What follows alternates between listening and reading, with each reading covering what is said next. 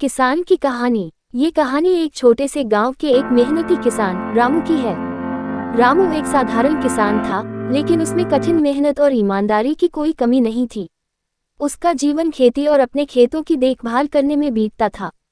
वह रोज सुबह जल्दी उठता, अपने बैल को जोड़ता, खेतों में काम करता और रात तक आराम करने का समय नहीं मिलता।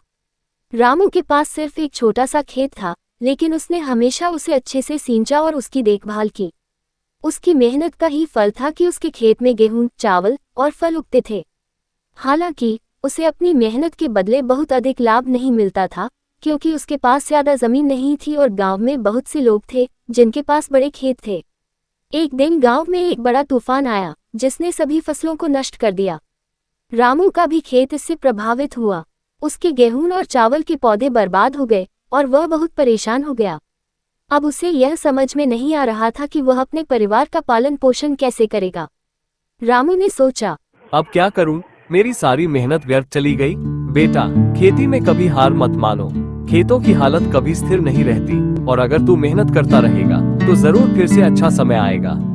रामू ने बूढ़े किसान की बातों को ध्यान से सुना और फिर से कड़ी मेहनत करने का मन बनाया।